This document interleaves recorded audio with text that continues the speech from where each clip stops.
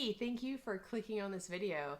If you are divorcing a narcissist or you're in a high conflict divorce, it's extremely likely that the thoughts you think quite often aren't your own.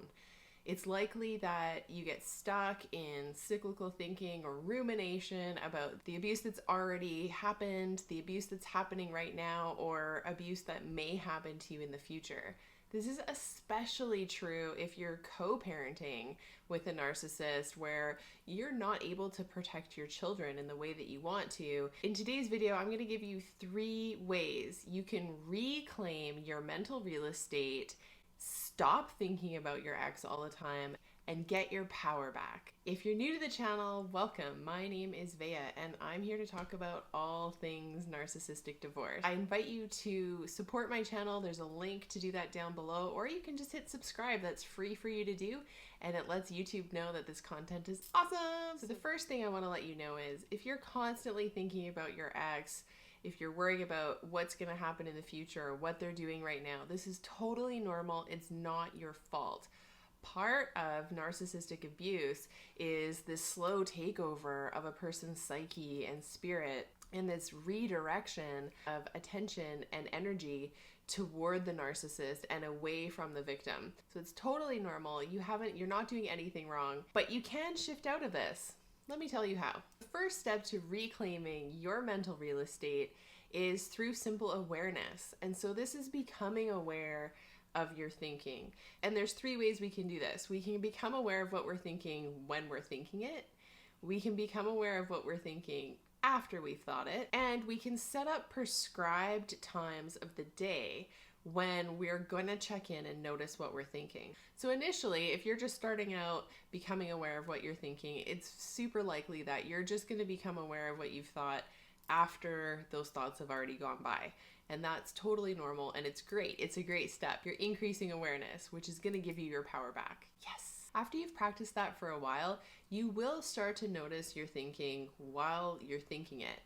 And so if this idea of noticing thinking is new to you, let me just explain quickly that you are not your thoughts. There is a consciousness or an awareness, whatever you want to call it, within you or of you that is other than your thinking.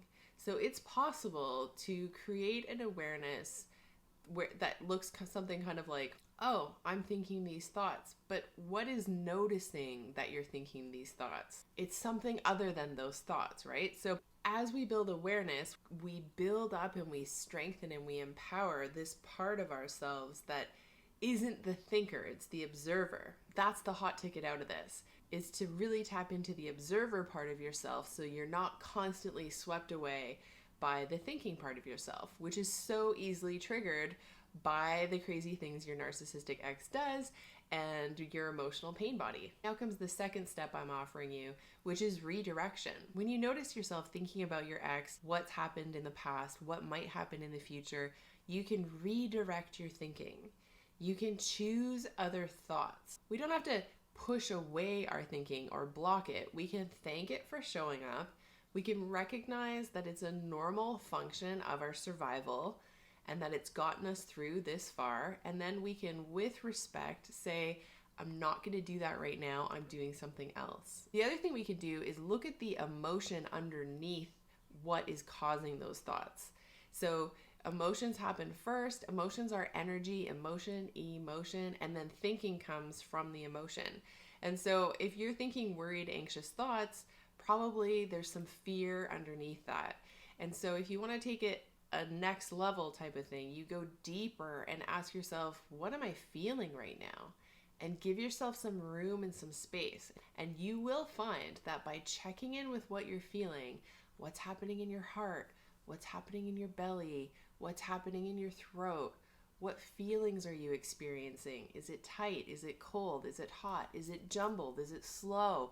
What is it? Checking in and allowing what's ever there and being compassionate with it, the emotion will move, it'll soften, it will dissolve a little bit, and your thinking will change. And the final and third thing we can do to reclaim our mental real estate is to set up prescribed times of day when you're going to check in with your thoughts. And as a starting point, I recommend every morning and every night. And for me, this was a total game changer. I was so surprised when I decided to start noticing, what am I thinking every night, the last thing before I fall asleep? It was always my ex. And I made a decision, a commitment within myself to change that. And so I would just say really kind, nice things to myself as I was falling asleep. And at first it felt super fake and it was all cringy. But now it's just normal. I lay my head down on the pillow and I just start telling myself, Bea, you did such a good job today. I love you. Tomorrow's going to be great. I'm so proud of you. And then I'm asleep. And what a nice way to fall asleep, right? Better than like, Let's do a breath break.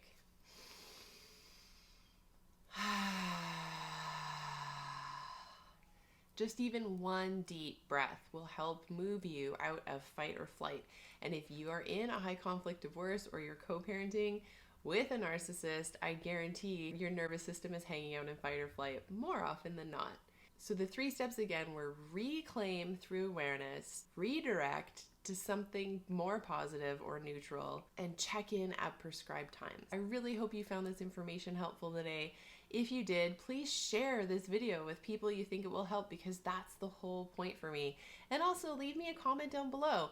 What did you think? Did it work? Didn't it work? How do you reclaim your mental real estate? And what's the most annoying thing about constantly thinking about your ex? Let me know. So thanks again. I appreciate you sharing your time with me. Take good care.